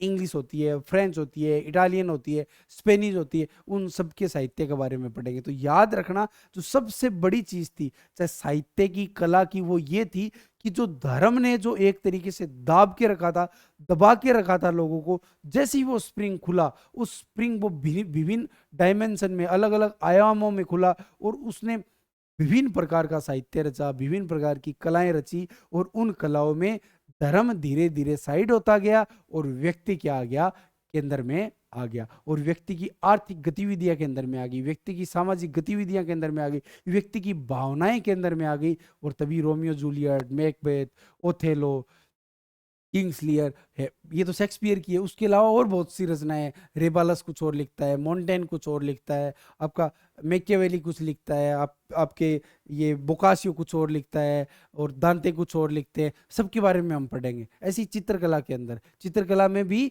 व्यक्ति की भावनाएं धीरे धीरे केंद्र में आ जाती है और धर्म धीरे धीरे क्या हो जाता है, साइड में हो जाता है। क्यों? क्योंकि ऐसे सूरत हाल बने हुए थे। एक्स कम्युनिकेशन के द्वारा चर्च किसी भी राजा को बदल सकता था। इंटरडिक्ट प्रथा के द्वारा समाज के किसी भी व्यक्ति को क्या किया जा सकता था, नियंत्रित किया जा सकता था। ठीक है, उसका हुक्का पानी बंद किया जा सकता था। तो कुल मिला के बात यह थी कि चर्च की दखल थी वो सामाजिक, राजनीतिक और आर्थिक परिस्थितियों में बहुत ज्यादा थी। और उस हालात को बदलना बहुत ही ज्यादा क्या हो गया था, आवश्यक हो गया। ठीक है, अब ये बताइए कि आपको बात समझ में आई या नहीं आई। ये तो था ही कि तुर्की साम्राज्य या ओटोमन तुर्क ने कुस्तुनतुनिया पर कब्जा कर लिया था, लेकिन उससे पहले भी यूरोप में कोई हालात अच्छे नहीं थे। ये एक तरीके से अंधकार युग था। और फिर बाद में जब उन पे कब्जा हो गया और उनकी ठुगाई शुरू हो गई, कुटाई शुरू हो गई, तब उनको लगा भाई साहब ये लोग कूट रहे हैं ना, इसका कारण ये कि हमने जो पुरातन जो गौरव था ना, प्राचीन गौरव था, उसको हमने खो दिया। अब हमें वापिस उसको क्या करना पड़ेगा, जिंदा करना पड़ेगा। फिर उन्होंने पुस्तकों का अध्ययन किया, छापे खाने का आविष्कार हुआ, तो उन्हें ज्ञान हुआ कि हमारे समय में अरस्तु जैसे आदमी थे, सिकंदर जैसे आदमी थे, जिसने पूरी दुनिया जीती थी। और आज हमारा हाल ये है कि यही हमारे ऊपर आगे क्या कर रहे हैं, राज कर रहे हैं। आई बात समझ में? तो मैंने आपको दो चीजें बताई कि एक तो साथ में ओटोमन तुर्क ने कब्जा किया, दूसरा यूरोप के खुद के जो हालात थे वो चर्च के द्वारा इतने नियंत्रित थे कि समाज था ना, वो जड़ हो चुका था, जम चुका था। और अब उसके अंदर बदलाव लाने की बहुत ही ज्यादा क्या थी, आवश्यकता थी।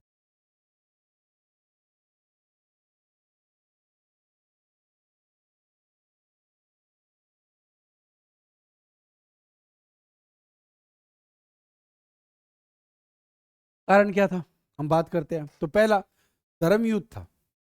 धर्म युद्ध क्या घटना थी? धर्म युद्ध हुआ था लगभग 1095 से लेकर 1291 तक। 1095 से लेकर 1291, मतलब 11वीं से 13वीं शताब्दी के बीच में 8 धर्म युद्ध हुए थे, क्रूसेड हुए थे, जिसको बोलते हैं क्रूसेड।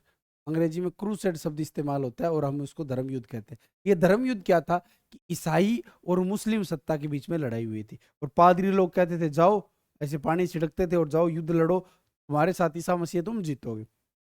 अब युद्ध में उनकी हार हुई, तो उनकी युद्ध में हार हुई, तब उनको ये लगा यार ईसा मसीह कहाँ था, ये पादरी लोग क्या कर रहे हैं, हम सैन्य। अच्छा, तुर्क थे उस वक्त, क्या थे कि मुस्लिम सत्ता नई नई उभरी थी और नया नया जोश था। वो नए नए युद्धों में नई नई तकनीक ला रहे थे, नए नए प्रयोग कर रहे थे।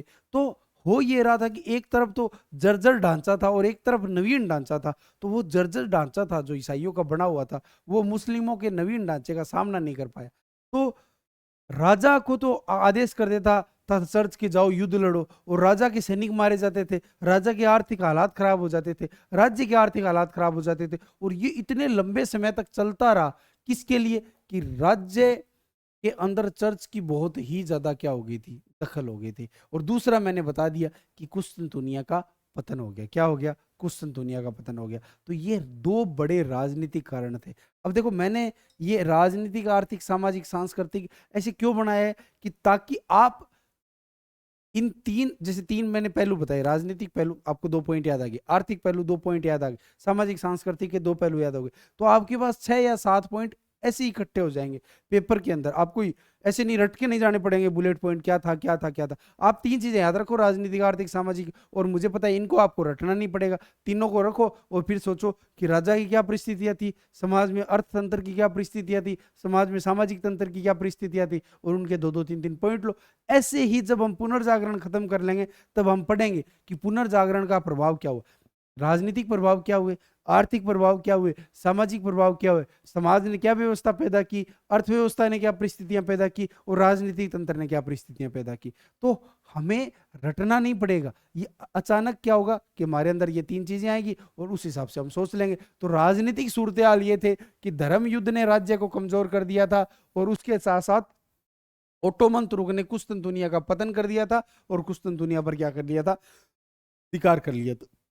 आर्थिक कारण क्या थे? कि व्यापारिक उन्नति हुई, नए व्यापारिक मार्गों की खोज हुई, और पूंजीपति और सामंतों में क्या हुआ? संघर्ष हुआ।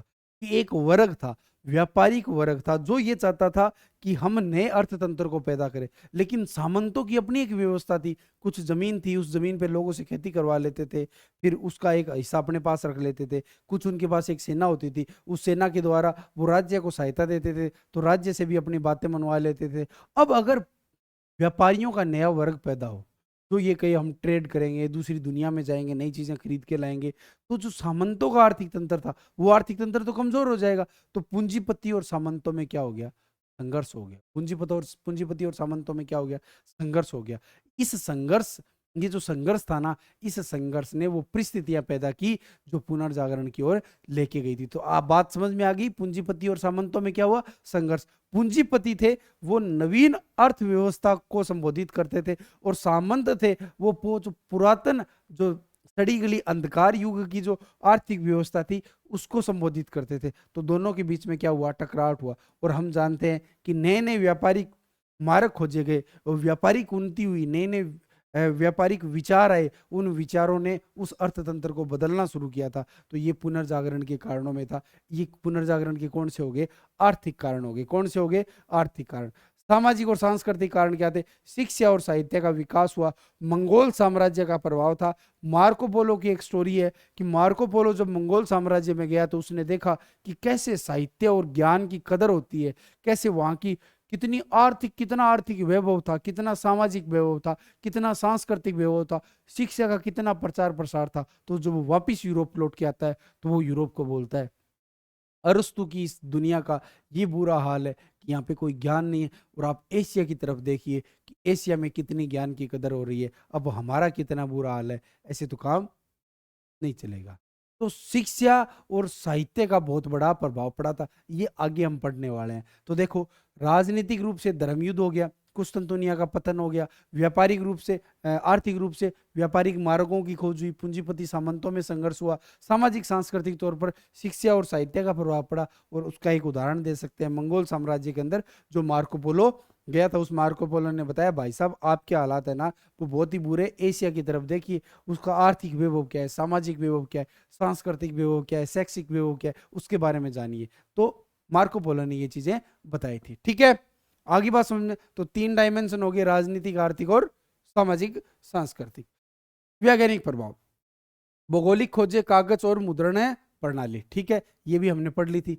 तो 4 चीजें हो गई, आर्थिक, सामाजिक, राजनीतिक और वैज्ञानिक, और उनके हमने 2-2 पॉइंट ले लिए, तो 8 कारण हो गए। ठीक है, और एक छोटा मोटा कारण करके 10 कारण जोड़ दो। लेकिन मैं आपको ज्यादा कारण नहीं बताऊंगा, ज्यादा बुलेट पॉइंट बताएंगे तो लास्ट में क्या होगा कि फिर वो याद नहीं रहेंगे। आप तो 3 पॉइंट याद रखो, राजनीतिक, आर्थिक, सामाजिक, और चौथा जोड़ देना वैज्ञानिक। ठीक है, और वैज्ञानिक में जोड़ देना छापे खाने का आविष्कार या कागज और मुद्रण प्रणाली। तो ये हो गए पुनर्जागरण के कारण। ठीक है, अब आगे बढ़ते, पुनर्जागरण का प्रभाव क्या पड़ा, हम उसके ऊपर आते हैं। तो मैं अंत में आपको यह बताऊंगा कि पुनर्जागरण के अंदर आर्थिक तौर पे क्या प्रभाव पड़ा, साहित्यिक तौर पर क्या प्रभाव पड़ा, राजनीतिक तौर पर क्या प्रभाव पड़ा, उन सब को हम एक साथ बांटेंगे। लेकिन हम सबसे पहले पढ़ते हैं कि पुनर्जागरण के दौरान साहित्यिक रचनाएं क्या हुई थी। अब देखिए साथियों, पुनर्जागरण के साथ साथ एक चीज और चलेगी, धर्म सुधार चलेगा। धर्म सुधार ही पुनर्जागरण को पैदा करता है,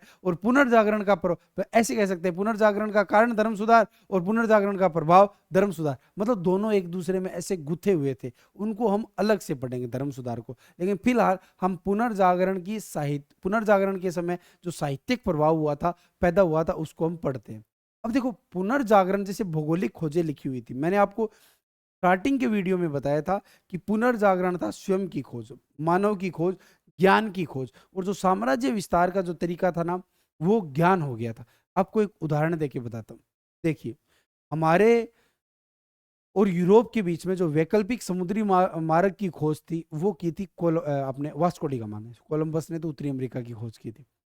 तो वास्को डी गामा 3 जहाजों को लेकर भारत में आता है, ठीक है, और धीरे धीरे वो अफ्रीका के दक्षिणी तट पर आता है, कैप ऑफ गुड होप, और धीरे धीरे वो भारत में पहुंच जाता है।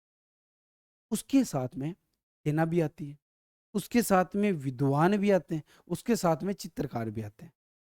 होता क्या है कि यूरोप से जब नई किसी भी दुनिया की खोज के लिए, नए मार्गों की खोज के लिए जब जहाज चलते थे, तो साथियों उस जहाज में सिर्फ नाविक नहीं होते थे, एक नेवी होती थी, नौसेना होती थी, उसके साथ स्थल पे लड़ने वाले लोग भी होते थे, उसके साथ चित्रकार भी होते थे। वो चित्रकार क्या करते थे, जब भी वो जिस धरती पे उतरते थे, वहाँ की वनस्पतियों को, वहाँ के जंतु को, वहाँ की नदियों को, उनका चित्र बनाते थे, उनकी कार्टोग्राफी करते थे, जानने की कोशिश करते थे, वहाँ की जनजातियों का अध्ययन करते थे, वैज्ञानिक आते थे, बहुत सारे साहित्यकार आते थे। किस लिए?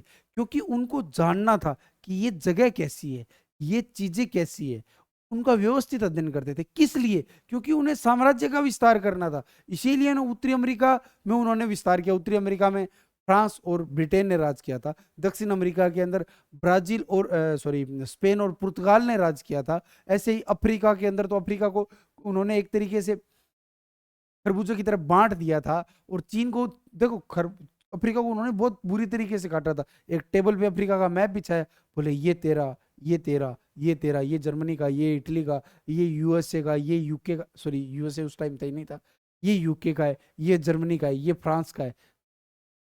टेबल पे बैठ के अफ्रीका क्या कर दिया, विभाजन कर दिया। और इसी तरीके से उन्होंने चीन को कैसे खरबूजों की तरह काट दिया था।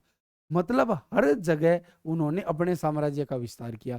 तो उस साम्राज्य के विस्तार में उनका जो मुख्य टूल था ना, वो थी नॉलेज। सबसे पहले उस चीज को जानो। जैसे जब इंग्लैंड में भारत के लोगों ने राज करना शुरू किया, तो हम सुनते हैं विलियम जोन्स का नाम। तो विलियम जोन्स ने एक चीज शुरू की थी, उस चीज का नाम था साथियों इंडोलॉजी। भारत का क्या करो, आप अध्ययन करो। और उन्होंने उस वक्त भारत में the great Indian survey start किया था, कि भारत की संस्कृति, भूगोल, राजनीतिक परिस्थितियों सबका अध्ययन करो। किस लिए? क्योंकि आगे जाके हम बेस पे क्या करनी है, हुकूमत करनी है, राज करना है। तो साथियों, अब साम्राज्य विस्तार का जो टूल था ना, वो सेना नहीं होगी, ज्ञान हो गया। और इसीलिए पुनर्जागरण क्या था, स्वयं की खोज थी, मानव की खोज थी। और जो ज्ञान होता है ना, वो किस में अभिव्यक्त होता है, साहित्य में अभिव्यक्त होता है, चित्रकला में अभिव्यक्त होता है, मूर्ति कला में अभिव्यक्त होता है, स्थापत्य कला में अभिव्यक्त होता है, वैज्ञानिक खोजों में अभिव्यक्त होता है, भौगोलिक खोजों में अभिव्यक्त होता है। और उन्हीं के बारे में अब हम पढ़ने जा रहे हैं कि पुनर्जागरण ने अपना प्रभाव किन किन आयामों में प्रदर्शित किया था। तो साथियों, पुनर्जागरण के अंदर मैंने आपको बताया था कि जो ग्रीक, रोमन, जो ये पुरानी भाषाएं थी, वो भाषाएं चली गई, और नई भाषाओं का सर्जन हुआ, नई देशज भाषाओं का सर्जन हुआ। जैसे इटालियन लैंग्वेज हो गई, जर्मन लैंग्वेज हो गई, फ्रेंच हो गई, स्पेनिश हो गई, इंग्लिश हो गई। इन अलग अलग लैंग्वेज में नई नए साहित्य का क्या हुआ, सर्जन हुआ। और वो साहित्य कैसा था, व्यक्ति केंद्रित था। कैसा था? व्यक्ति केंद्रित था। एक मिनट। हाँ दादा, राम राम दादा, क्लास में हूँ, बाद में बात कर लो।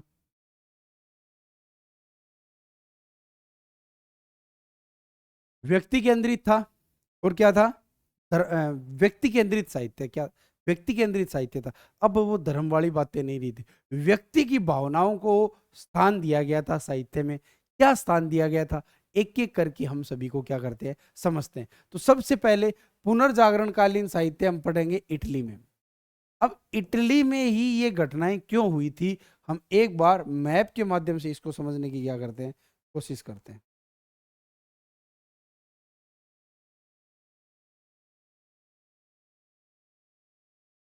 ये आपका मैप है, ये रहा इटली, दिखाई दे रहा है आपको, ठीक है। अब क्या हुआ साथियों, इस जगह पे कुस्तुनतुनिया वाला जो इलाका था, तो पूरी रोमन साम्राज्य था, इस जगह पे ओटोमन तुर्क ने क्या कर लिया, कब्जा कर लिया। और ये लोग भाग के कहाँ पे आए, सबसे पहले इटली में आए। इटली पहले ही रोमन कैथोलिक साम्राज्य का एक केंद्र था, रोम यहीं पे था, तो इसी जगह पे ये लोग आए। तो साहित्य की एक तरीके से कमी नहीं थी, यहाँ पे साहित्य था। दूसरा, इसके आसपास क्या था, समुद्र का तट था, व्यापार भी खूब चलता रहा। मतलब ठीक है, इन्होंने यहाँ पे कब्जा कर लिया, लेकिन फिर भी व्यापारिक वस्तुएं थी, व्यापार था, वो यहाँ पे चलता रहता था। व्यापार चलता था, और जगह व्यापार बंद हो गया, तो यहाँ पे व्यापार ज्यादा हुआ, तो क्या हुआ, नए नए नगरों का क्या हुआ, विकास हुआ। और उन नगरों में जैसे फ्लोरेंस नगर था, उसके अंदर मेडिची परिवार ने साहित्यकारों को, कलाकारों को बहुत ज्यादा संरक्षण दिया था। ऐसे ही सफोर्जा फैमिली थी, उस फोर्जा फैमिली ने भी क्या किया, साहित्यकारों को, कलाकारों का बहुत ज्यादा संरक्षण दिया।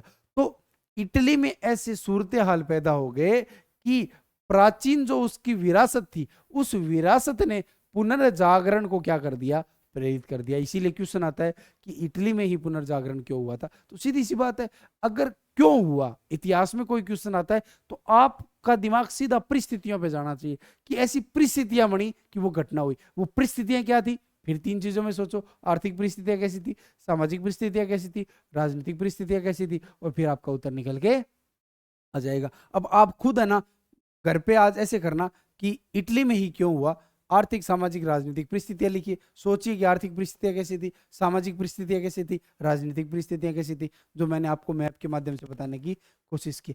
बस इसी तरीके से आंसर निकलते हैं, और इतिहास में आपको फिर रटना नहीं पड़ता है, फिर समझ में आ जाता है, और फिर आप अपने तरीके से उन चीजों को क्या कर देते हो, अभिव्यक्त कर देते हो। ठीक है, रिमोट कहाँ गया,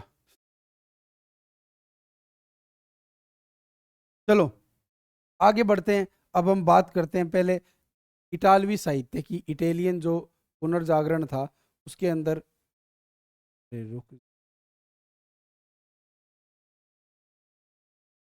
पुनर्जागरणकालीन साहित्य इटली के अंदर, इटली का पहला जो साहित्यकार था वो था दांते। कौन था, दांते। अब देखो, मैं आपको जो बहुत सारे फैक्ट बताऊंगा, लेकिन उनके अंदर जो महत्वपूर्ण फैक्ट है ना, वो आपको याद रखने हैं, ठीक है, क्योंकि 2 नंबर का क्वेश्चन आ सकता है और 5 नंबर का क्वेश्चन आ सकता है। और देखो, अगर आंकड़े याद रहेंगे ना, अगर आपको थोड़ा सा, मैंने आपको पहले ही बताया था, कॉन्सेप्ट बिल्डिंग अच्छी होगी, तो आप सारे आंकड़े याद कर लोगे।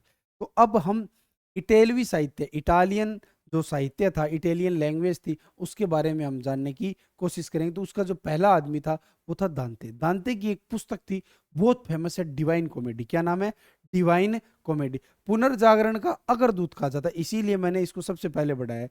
इतालवी कविता का क्या कहा जाता है, पिता कहा जाता है। पुनर्जागरण का अग्रदूत कहा जाता है, इतालवी कविता का पिता कहा जाता है। डिवाइन कॉमेडी इन्होंने रचना की थी। तो क्वेश्चन आ जाए 2 नंबर का, डिवाइन कॉमेडी क्या है, तो किसने लिखी, दांते ने। किस भाषा में लिखी, इटालवी में। ईसाई धर्मशास्त्रों की चर्चा की और काल्पनिक जगत की यात्रा का क्या किया गया था, वर्णन किया गया था। ईसाई धर्मशास्त्रों की चर्चा हुई और काल्पनिक जगत की एक चर्चा हुई कि मैं काल्पनिक जगत में गया और उसमें वहां पे मैंने क्या किया, ये किया। अब देखो, हो क्या रहा है कि यहाँ पे धर्म नहीं है, व्यक्ति की भावनाएं हैं, व्यक्ति के सपने हैं, व्यक्ति के ख्वाब है, कि उसने काल्पनिक जगत की यात्रा का वर्णन कर दिया। पहले ऐसे होता था, पुनर्जागरण से पहले बिल्कुल नहीं होता था। बाइबल बताता था क्या करना है, क्या नहीं करना है, बाकी कोई अपनी भावनाएं व्यक्त ही नहीं कर पाता था। लेकिन यहाँ पे दांते ने सबसे पहले, इसीलिए पुनर्जागरण का क्या कहा जाता है, इसको अग्रदूत कहा जाता है। दूसरी थी द मोनार्की। रोमन राज्य के नेतृत्व में इटली का एकीकरण और प्राचीन रोमन साम्राज्य के आदर्शों का तर्कपूर्ण समर्थन। मैंने शुरुआत में बताया था कि पुरातन गौरव और पुरातन विचारों, पुरातन संस्थाओं को पुनः आवश्यक परिवर्तन करके उन्हें पुनः स्थापित करना। तो क्या कह रहा है कि भाई साहब, जो प्राचीन रोमन साम्राज्य था ना, उसके आदर्श थे ना, वो कितने जोरदार थे। हरी बात समझ में, वो परिभाषा जो मैंने पहले बताई थी, वो परिभाषा यहाँ पे जुड़ रही है, नहीं जुड़ रही है, और मैंने कहा था जो धर्म केंद्रित धर्म नियंत्रित समाज था वो किधर जा रहा है, व्यक्ति केंद्रित। तो व्यक्ति की भावनाओं को स्थान मिल रहा है या नहीं मिल रहा है, कि काल्पनिक जगत की यात्रा का वर्णन किया था। तो दांते ने जो सबसे अपनी महान रचना थी जिसका नाम था डिवाइन कॉमेडी, और दूसरे का नाम था द मोनार्किया। दूसरे का नाम क्या था, द मोनार्किया। दूसरे का नाम क्या था, द मोनार्किया। तो पुनर्जागरण में इटली का साहित्य के अंदर पहला जो आदमी आया दांते, और दांते की दो रचना आई, डिवाइन कॉमेडी और द मोनार्किया। डिवाइन कॉमेडी और द मोनार्किया। उसके बाद में साथियों जो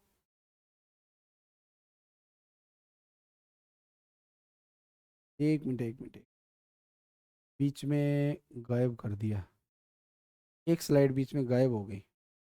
चलो कोई बात नहीं, वो जो स्लाइड गायब हुई थी उनके बारे में मैं आपको बता देता हूँ।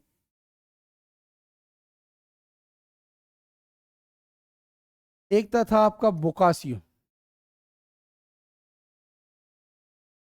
ठीक है। एक तो हो गया आपका बोकासियो। बोकासियो ने एक रचना लिखी थी जिसका नाम था डेकामेरोन। क्या है, डेकामेरोन।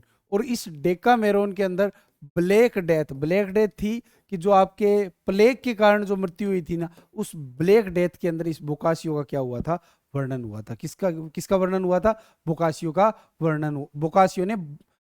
बोकासियो ने डेकामेरोन के अंदर ब्लैक डेथ का वर्णन किया था, ठीक है। इसको इतालवी गद्य का पिता कहा जाता है। किसका कहा जाता है, इतालवी गद्य का पिता कहा जाता है। पद्य का पिता, कविता का पिता किसको कहा गया था, अभी हमने पढ़ा था, दांते को कहा गया था। तीसरा था पेट्राक। कौन था, पेट्राक। कौन था, पेट्राक। कौन था, पेट्राक। पेट्राक को मानवतावाद का जनक कहा जाता है। किसका कहा जाता है, मानवतावाद का जनक कहा जाता है। किसका कहा जाता है, मानवतावाद का जनक कहा जाता है। किसको कहा जाता है, पेट्राक को। और पुनर्जागरण का अग्रदूत किसको कहा जाता है, दांते को कहा जाता है। पुनर्जागरण का अग्रदूत किसको कहा जाता है, दांते को कहा जाता है। और पेट्राक को किसको कहा जाता है, मानवतावाद का जनक कहा जाता है। बोकासियो इटालवी गद्य का पिता था। इटालवी कविता का पिता कौन था, दांते था। दांते ने क्या लिखी थी, डिवाइन कॉमेडी लिखी थी, और क्या लिखी थी, द मोनार्किया लिखी थी। बोकासियो ने क्या लिखी थी, डेकामेरोन लिखी थी। क्या लिखी थी, डेकामेरोन लिखी थी। तो अब साथियों पेट्राक ने किसकी रचना की थी, पेट्राक ने रचना की थी फेमेलियर्स लेटर की। किसकी रचना की थी, फेमेलियर्स लेटर्स की। तो साथियों ये आप थोड़ा नोट कर लेना, स्लाइड के अंदर गुम हो गया। किसकी रचना की पेट्राक ने, फेमिलियर्स लेटर की रचना की थी। किसकी की थी, फेमिलियर्स लेटर्स की रचना की थी। याद रह जाएगा, ठीक है। इसके अलावा और भी इसकी रचनाएं, लेकिन आप मुख्य मुख्य रचनाओं को याद रखोगे। तो देखो एक नंबर पे था दांते। दांते को कहा जाता है पुनर्जागरण का अग्रदूत, इटालवी कविता का पिता, इटालवी कविता का पिता कहा जाता है। और इन्होंने साथ में क्या लिखी थी, डिवाइन कॉमेडी लिखी थी, द मोनार्किया लिखी थी, ठीक है। डिवाइन कॉमेडी और द मोनार्किया लिखी थी, डिवाइन कॉमेडी और द मोनार्किया। इटालवी गद्य का पिता किसको कहा जाता है, बोकासियो कहा जाता है। बोकासियो ने क्या लिखा, डेकामेरोन। और डेकामेरोन में किसका वर्णन हुआ था, ब्लैक डेथ का। मानवतावाद का जनक किसको कहा जाता है, पेट्राक को कहा जाता है। और पेट्राक ने क्या लिखी थी, फेमिलियर्स लेटर लिखी थी। क्या लिखी थी, फेमिलियर्स लेटर। उसके बाद में आगे जो आदमी आता है वो आता है मेकियावेली। चौथा आदमी कौन आता है, मेकियावेली आता है। मेकियावेली फ्लोरेंस का निवासी था, और इसको आधुनिक चाणक्य कहा जाता है। और इन्होंने एक पुस्तक लिखी थी जिस पुस्तक का नाम था द प्रिंस। राजनीतिक दावपेचों का वर्णन किया, और राज्य के धर्म निरपेक्षीकरण की बात की थी, कि राज्य अलग रहेगा और धर्म अलग रहेगा। यही बात चाणक्य ने अपने अर्थशास्त्र में कही थी, कि राज्य अलग चीज है और धर्म अलग चीज है, और राज्य के अंदर धर्म की दखल है ना वो बहुत कम होनी चाहिए, और राज्य को अपने आर्थिक स्रोतों का विस्तार करना चाहिए। बात चाणक्य ने उस वक्त कही थी, और जो बात मैकियावेली ने लगभग 1500 या 1600 साल बाद में बात ये बोली थी। लेकिन ठीक है, मैकियावेली ने द प्रिंस की रचना की थी, और मैकियावेली की एक पुस्तक और थी, the art of war. The art of war, ये द आर्ट ऑफ वार है ना, वो और भी अनेक रूपों में अपने सामने आ चुकी है। आजकल तो इसके राइटर और भी आ चुके हैं, लेकिन सबसे पहले जो प्राचीन अगर पुस्तक मानेंगे ना, तो वो कौन सी है, द आर्ट ऑफ वार। किसकी है, मैकियावेली की। लेकिन मैकियावेली की जो सबसे इंपॉर्टेंट पुस्तक है ना साथियों, वो है द प्रिंस। तो जैसे दांते की डिवाइन कॉमेडी और द मोनार्किया इंपॉर्टेंट है, बोकासियो की डेकामेरोन इंपॉर्टेंट है, पेट्राक की फेमिलियर्स लेटर इंपॉर्टेंट है, और मैकियावेली की क्या इंपॉर्टेंट है, द प्रिंस इंपॉर्टेंट है। क्या है, द प्रिंस। तो हमने ये इटालवी साहित्य के बारे में क्या कर ली, बातें कर ली। क्या बात कर ली, इटालवी साहित्य के बारे में हमने इसके बारे में बातें कर ली, इटालवी साहित्य के बारे में हमने बातें कर ली। अब आ जाओ अंग्रेजी साहित्य में। देखो साथियों कि जो पहले जो ग्रीक, रोमन, लेटिन साहित्य था, जो बहुत ही चंद लोगों तक सीमित था, आम लोगों की अपनी एक भाषा थी, आम लोगों की अपनी एक भावनाएं थी, अपना एक लोक साहित्य था, अपना एक उनका लोक गीत था। अब वो क्या हुआ कि जैसे जैसे धर्म की अड़चन, धर्म की बंदिशें हटी, वो जो लोक साहित्य और लोक गीत था वो अपनी लैंग्वेज में प्रकट हो रहा है। तो इटली के लोगों ने इटालवी लैंग्वेज में प्रकट किया, अब इंग्लिश लोग इंग्लिश लैंग्वेज में प्रकट करेंगे। और इंग्लिश में तो एक बहुत जोरदार विद्वान रहा हुआ है शेक्सपियर। और साथियों अंग्रेजों ने हम पे हुकूमत की थी, तो हमारे ऊपर अन्य लिटरेचर का इफेक्ट ना हो, लेकिन इंग्लिश लिटरेचर का बहुत बड़ा इफेक्ट है। और शेक्सपियर का तो इफेक्ट हमारे बॉलीवुड के ऊपर बहुत ज़्यादा है। शेक्सपियर की बहुत सारे नॉवेल्स, बहुत सारी जो रोमियो जूलियट है, आपकी मैकबेथ है, ओथेलो है, इनके ऊपर हेमलेट है, हेमलेट के ऊपर शायद शाहिद कपूर की हैदर फिल्म बनी थी। और ओथेलो के ऊपर एक अजय देवगन की फिल्म बनी थी ओंकारा। और आपके मैकबेथ के ऊपर एक फिल्म बनी थी मकबूल, जो इरफान खान साहब अब रहे नहीं है दुनिया में, उनकी एक फिल्म थी। और पंकज कपूर भी थे उसके अंदर, जो शाहिद कपूर के बाप है। तो शेक्सपियर का है ना हमारे बॉलीवुड के ऊपर बहुत बड़ा इफेक्ट रहा हुआ है। ऐसे रोमियो जूलियट के ऊपर तो बहुत सारी फिल्में बनी हुई है। ठीक है, चलो खैर आगे बढ़ते हैं। अंग्रेजी साहित्य की बात करते हैं तो सबसे पहले जो नाम आता है ना वो चौसर आता है। अब देखो यहाँ पे क्या बात लिखी हुई है, अंग्रेजी का विकास जर्मन और रोमन भाषाओं के मिश्रण से हुआ। जर्मन और रोमन भाषाएं जब आपस में मिली ना तो किसका विकास हुआ, इंग्लिश का, इंग्लिश लैंग्वेज का। चौसर था अंग्रेजी कविता का जनक कहा जाता है। और इनकी एक बहुत इंपॉर्टेंट पुस्तक है जिसका नाम है कैंटरबरी टेल्स। अब कैंटरबरी टेल्स में क्या है, कैंटरबरी की यात्रा कर रहे लोगों की स्थिति का गुण और दोषों के आधार पर वर्णन किया। अब देखो यहाँ पे भी क्या है, व्यक्ति केंद्रित में, क्या है, व्यक्ति केंद्रित में, और व्यक्ति की भावनाओं के बारे में, व्यक्ति की परिस्थितियों के बारे में, व्यक्ति के हालातों के बारे में बताया जा रहा है। इसने लंबी कविता के रूप में सोनेट को जन्म दिया। और ट्रायल्स एंड क्रेसिडा थी वो एक इसकी दूसरी किताब थी। लेकिन चौसर है ना, कैंटरबरी टेल्स को आपको जरूर याद रखोगे, कैंटरबरी टेल्स को आप जरूर याद रखोगे। टॉमस मूर ने एक पुस्तक लिखी थी यूटोपिया। देखो यूटोपिया का शब्द का मतलब होता है कि आदर्श समाज। अब क्या था कि उस वक्त समाज था वो बहुत सारी बंदिशों में बंधा हुआ था। तो इस बंदे ने ये सोचा कि मैं एक आदर्श समाज के ऊपर किताब लिखता हूँ, एक आइडियल सोसाइटी के ऊपर बात किताब लिखता हूँ कि एक आदर्श समाज कैसा होगा। यूटोपिया नामक पुस्तक में इंग्लैंड में व्याप्त क्रूरता और कुरूपता पर व्यंग्य करने के साथ साथ आदर्श राज्य एवं सामाजिक सिद्धांतों की क्या की थी, कल्पना की थी। व्यक्ति की कल्पनाएं व्यक्ति के अंदर में आ रहा है और बता रहा है कि भाई साहब ये तो इस मतलब जो वर्तमान परिस्थितियां थी उसका मजाक उठाया था, उस पर व्यंग्य किया था, और एक आदर्श समाज की क्या की थी, परिस्थितियां की थी। अब भाई साहब एक बहुत ही इंपॉर्टेंट आदमी है जिस आदमी ने वाकई पुनर्जागरण में वैज्ञानिक सोच और तार्किक सोच को पैदा किया था, उस आदमी का नाम है Francis Bacon. Very very important आदमी। और इस आदमी ने मतलब ये समझ लीजिए कि अगर ये आदमी नहीं होता ना तो वैज्ञानिक आविष्कार नहीं होते, क्योंकि इसने सबसे पहले बताया था प्रेक्षण करो, संदेह करो, और फिर उसके बारे में जानो, फिर उस चीज को करके दिखाओ। तो इसकी एक तो पुस्तक थी the advancement of learning, the advancement of A learning, the advancement of A learning, the advancement of A learning, the advancement of A learning, the advancement of learning. Very very important, the advancement of learning. The new Atlantis इसकी एक अन्य पुस्तक थी। The history of Henry सप्तम इसकी एक अन्य पुस्तक थी। और जो दूसरी इसकी इंपॉर्टेंट पुस्तक थी साथियों वो थी नोवम ओरेगनम, नोवम ओरेगनम, नोवम ओरेगनम, नोवम ओरेगनम। तो याद रखना कि दो इंपॉर्टेंट महत्वपूर्ण पुस्तकें हैं फ्रांसिस बेकन की। नोवम ओरेगनम तो वैज्ञानिक पर थी, और नॉलेज का क्या महत्व होता है उस दो एडवांसमेंट ऑफ लर्निंग उसकी पुस्तक थी। और फ्रांसिस बेकन ने तर्क के चिंतन को पैदा करने में पूरी दुनिया में सबसे बड़ा योगदान अगर किसी व्यक्ति का नाम है वो है फ्रांसिस बेकन। मतलब व्यक्ति की चेतना को अगर किसी ने पैदा किया ना, तो मुझे ये लगता है अगर ये आदमी नहीं होता तो व्यक्ति के अंदर चिंतन की इतनी क्षमता पैदा नहीं होती जितना फ्रांसिस बेकन ने पैदा किया था। इनकी दो पुस्तकें द एडवांसमेंट ऑफ लर्निंग और नोएम ओरेगनम थी ना, वो विज्ञान और तर्क के ऊपर निर्भर थी। एक और थे जिसका नाम था रोजर बेकन, और उनकी एक पुस्तक और थी जिसका नाम था आपस मेयस, आपस मेयस, आप नोट कर लेना, आपस मेयस। और ये पुस्तक लिखी हुई थी रोजर बेकन की। किसकी लिखी हुई थी, रोजर बेकन की। किसकी लिखी हुई थी? रोजर बेकन की लिखी हुई थी। ठीक है, विलियम शेक्सपियर पे आ जाओ। भाई साहब प्रसिद्ध कवि थे, नाटककार थे, क्या क्या लिखा था इन्होंने पता नहीं, बहुत सारा साहित्य लिखा। मर्चेंट ऑफ वेनिस लिखा था, रोमियो जूलियट लिखा। अब देखो मेरे को तो एक तो याद हो ही जाती है आपको, रोमियो जूलियट। और मैं वो फिल्मों के नाम इसलिए याद रखता हूँ कि ताकि और भी याद हो जाए। Macbeth, Hamlet, Julius Caesar, Midsummer Night Dream, As You Like It, Henry Fourth, Othello, King Lear. अब देखो ये ओथेलो है, मैकबेथ है, हेमलेट है और रोमियो जूलियट है।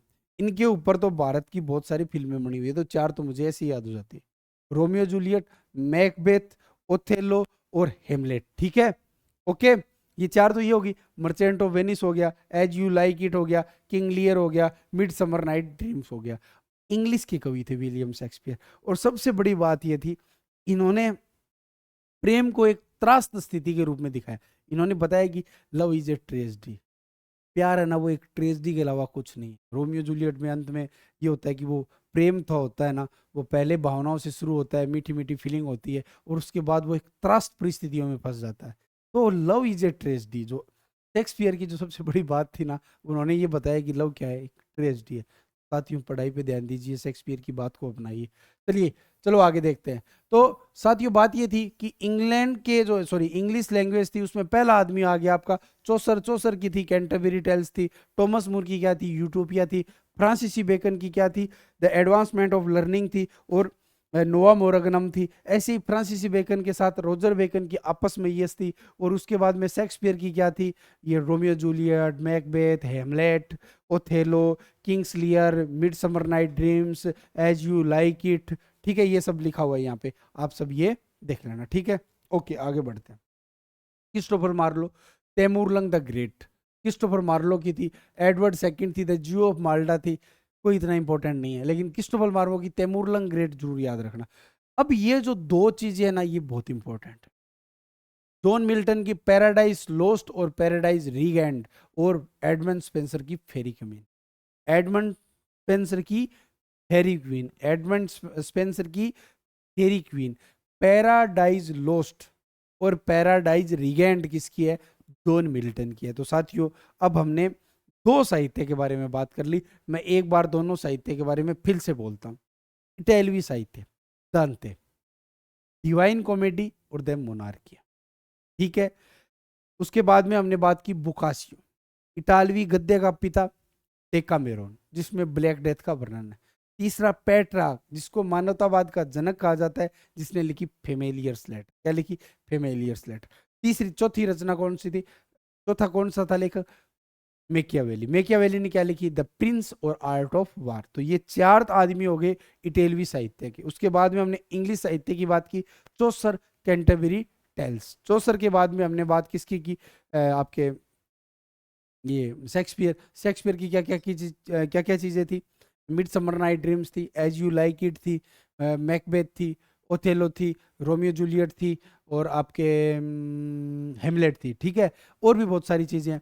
और जो उसके बाद में क्या आ गया आपका? Christopher Marlowe, Taimur Lang the Great आ गया। ठीक है, फिर उसके बाद में ये जॉन मिल्टन की पैराडाइज लॉस्ट और पैराडाइज रीगेंड, और उसके बाद में एडमंड स्पेंसर की फेरी क्वीन। एडमंड स्पेंसर की फेरी क्वीन, और ये दो आदमी और रह गए, टॉमस मूर की यूटोपिया, और फ्रांसीसी बेकन की क्या थी?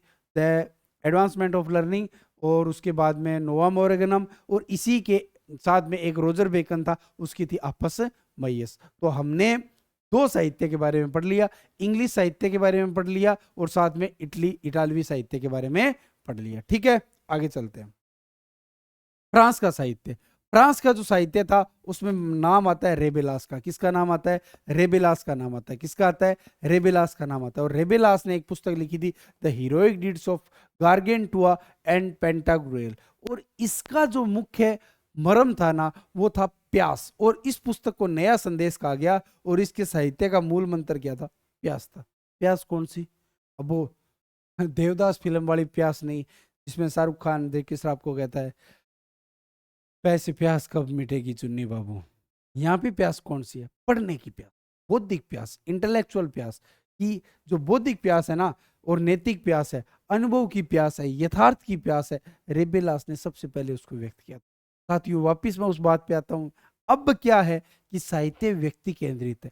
व्यक्ति की प्यास को बताया जा रहा है कि व्यक्ति के अंदर एक ज्ञान की भी प्यास होती है, बौद्धिक प्यास होती है, एक नैतिक प्यास है, एक यथार्थ जानने की प्यास है। उसके बारे में सबसे पहले किसने बताया था? रेबेलास ने बताया था। और इसीलिए इसको क्या कहा जाता है? नया संदेश, heroic deeds of Gargantua and पेंट्रागुएल। और heroic deeds of Gargantua and पेंट्रागुएल, ये क्यों, कौन सा है? रेबेलस है। रेबेलस किसका है? फ्रेंच लिटरेचर है, फ्रांसीसी साहित्य के बारे में हम पढ़ रहे हैं। दो साहित्य हम पढ़ चुके हैं, इटालवी हम पढ़ चुके हैं और इंग्लिश हम पढ़ चुके हैं। अब तीसरा हम पढ़ रहे हैं फ्रेंच। ठीक है, सारे साहित्य को पढ़ के वापिस मैं आपका रिवीजन कराऊंगा, ताकि जब हम आप क्लास खत्म कर लो, क्लास के तुरंत बाद जब आपको पढ़ो तो ये तुरंत सारी चीजें क्या हो जाए, याद। तो रेबेलास किसके बारे में बताता है? प्यास के बारे में। कौन सी प्यास? बौद्धिक प्यास, नैतिक प्यास, यथार्थ की प्यास।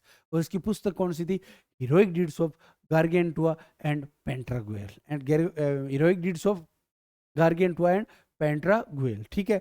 मोंटेन, मोंटेन ये एक प्रकार का निबंधकार था और इसे वाल्तेयर का अग्रगामी कहा जाता था। मतलब एक तरीके से जो वाल्तेयर ने चीजें लिखी थी उससे पहले मोंटेन ऐसी चीजें लिख चुका था, और मोंटेन ने निबंधकार था, निबंध की रचना की थी। अब देखो हो क्या रहा है कि यहाँ पे भी लेखन की एक नई विधा पैदा हो रही है। वो लेखन नहीं है जो बाइबल और अन्य धार्मिक पुस्तकों में लिखा हुआ है, नहीं। अब लेखन की नई विधा पैदा हुई है, निबंधकार था। क्या था? निबंधकार था। क्या था? निबंधकार था मोंटेन। निबंधकार एवं मानवतावादी विचारक था। निबंधकार एवं मानवतावादी विचारक था। मध्यकालीन आतंक एवं सत्ता के विरुद्ध खड़ा होने के कारण इसे प्रथम आधुनिक व्यक्ति कहा जाता है। फ्रांसीसी साहित्य में एक अन्य आदमी और था, मार्सी गलियो, जिसकी पुस्तक थी डिफेंडर ऑफ पीस। क्या थी? Defender of peace. और ये जनसत्ता का प्रथम समर्थक माना जाता है। जनसत्ता का प्रथम समर्थक माना जाता है कि भाई साहब ऐसी सत्ता बननी चाहिए जिसके अंदर जनता का योगदान हो। तो जनसत्ता का प्रथम समर्थक। अब आप इन साहित्य को गौर से देखिए कि इन लोगों ने उन चीजों की, उन आदर्शों की, उन परिस्थितियों की, उन संस्थाओं की कल्पना की जिन संस्थाओं को आज हम जी रहे हैं।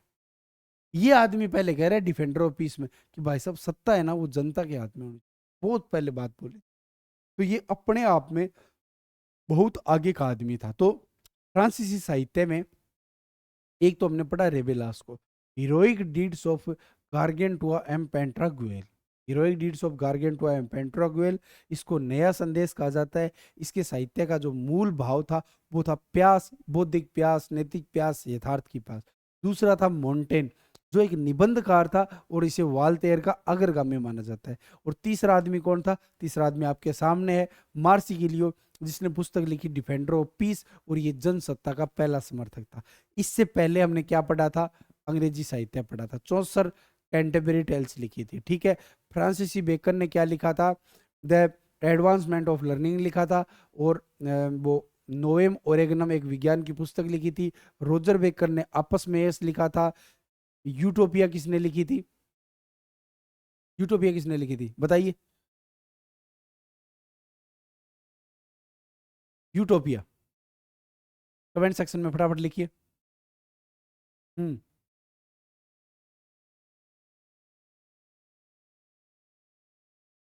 ठीक है, चलते हैं आगे। तो यूटोपिया होगी आपकी। फिर उसके बाद शेक्सपियर। शेक्सपियर ने क्या क्या लिखा? आपके Romeo Juliet, Macbeth, Hamlet, Othello, Kings Lear, As You Like It. ठीक है। उसके बाद में क्रिस्टोफर मार्मोगो की Taimur Lang The Great, John Milton की पैराडाइज लॉस्ट, पैराडाइज रीगेंड। और उसके बाद में आपकी फेरी क्वींस थी, वो थी एडमंड स्पेंसर की थी। तो ये हो गया आपका इंग्लिश साहित्य। और जो इटालवी साहित्य था, दांते ने डिवाइन कॉमेडी लिखी थी, द मोनार्किया लिखा था, और जो मैकियावेली ने द प्रिंस लिखी थी, और आपके पास ये बुकासियो था उसने डेकामेरॉन लिखी थी, वो पेट्रार्क ने फेमिलियर से लेटर लिखी थी। ठीक है, फेमिलियर से लेटर लिखी थी। यूटोपिया लिखी थी टॉमस मोर ने। किसने लिखी थी? टॉमस मोर ने। एकदम सही कमेंट किया है, वेरी गुड। ठीक है। अब अन्य साहित्यकारों की बात करते हैं। तो हमने तीन साहित्य की बात कर ली। एक तो इटली के साहित्य के बारे में बात कर ली, एक हमने इंग्लिश के साहित्य के बारे में बात कर ली, एक हमने फ्रेंच के बारे में बात कर ली। अब अन्य के बारे में बात करेंगे। इरेस्मस, इरेस्मस को हम और पढ़ेंगे। किस में पढ़ेंगे? जब हम धर्म सुधार आंदोलन पढ़ेंगे, जब हम कोल्विन को पढ़ेंगे, जब हम जॉन वाइक्लिफ को पढ़ेंगे, जब हम सेवान रोला को पढ़ेंगे, जब हम जॉन हंस को पढ़ेंगे, जब हम मार्टिन लूथर किंग को पढ़ेंगे, तब हम इस आदमी को वापिस और पढ़ेंगे जिसका नाम है इरेस्मस। इरेस्मस ने एक पुस्तक लिखी थी in the praise of Holi, very very important. इसमें क्या था कि जो चर्च की सत्ता थी उस चर्च की सत्ता पर उपहास किया गया था, व्यंग्य किया गया था, और कहा जाता है कि इनकी पुस्तक ने उतना नुकसान नहीं पहुंचाया था जितना मार्टिन लूथर की के विद्रोह ने पहुंचाया था, क्योंकि इन्होंने एक तरीके से तंज कर करके, व्यंग्य करके उसके कुरूपता को, उसकी जो जड़ता थी, उसका जो आडंबर था, उसको जनता के सामने लेके आए थे। मूर्खता की प्रशंसा में व्यंग्यात्मक शैली में ईसाई धर्म के खोखलेपन, अंधविश्वास को व्यक्त किया गया था। यह पुस्तक दुनिया में सर्वाधिक बिकने वाली पहली पुस्तक थी, और इन्हें विश्व नागरिक कहा जाता है। इन्हें क्या कहा जाता है? विश्व नागरिक कहा जाता है। क्या कहा जाता है? विश्व नागरिक कहा जाता है। क्या कहा जाता है? विश्व नागरिक कहा जाता है। क्या कहा जाता है? विश्व नागरिक। किसको कहा जाता है? इरेस्मस को। पुस्तक कौन सी थी? द प्रेज ऑफ फोली थी। प्रेज ऑफ फोली थी। आगे चलते हैं। सेरेवेंटीज ने एक पुस्तक लिखी थी जिसका नाम था डॉन क्विक्जिट। इसने क्या कहा था? ये जो सामंतीय जीवन है ना, उस पर उन्होंने व्यंग्यात्मक प्रहार किया था, और बोला भाई साहब ये जो वीरता की झूठी कहानियां सुना रहे हैं ना, तो ये कह रही है मेरी वास्तविक इच्छा मानव जाति को सूरवीरता की झूठी और मूर्खतापूर्ण कहानियों से क्या कराना है? अवगत कराना है। क्या कराना है? अवगत कराना है कि ये झूठी और मूर्खतापूर्ण क्या है? कहानियां हैं।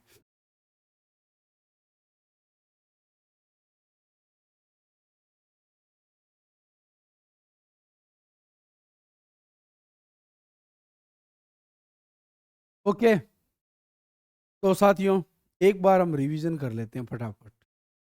इटालवी साहित्य के अंदर कौन था पहला आदमी? दांते था। दांते की पुस्तक थी डिवाइन कॉमेडी और द मोनार्किया। फिर उसके बाद हमने पढ़ा बोकासियो। क्या पढ़ा? बुकासियो। बुकासियो की रचना कौन सी थी? टेका मोरेन थी, जिसमें ब्लैक डेथ का वर्णन। तीसरा आदमी हमने पढ़ा पेट्राक। पेट्राक की रचना थी फेमेलियर्स लेटर। पेट्राक को मानवतावाद का जनक कहा जाता है। बुकासियो को इटालवी गद्य का पिता कहा जाता है। दांते को इटालवी कविता का पिता कहा जाता है। चौथा आदमी था मेकियावेली। मेकियावेली ने पुस्तक लिखी द प्रिंस लिखी थी, और द आर्ट ऑफ वार लिखी थी। तो ये तो हो गया इटालवी साहित्य के लोग। फिर उसके बाद हम बात करेंगे, हमारा जो अगला था वो था इंग्लिश। क्या था? इंग्लिश। क्या था? इंग्लिश। क्या था? इंग्लिश। इंग्लिश की हमने बात की चौसर की। चौसर ने लिखी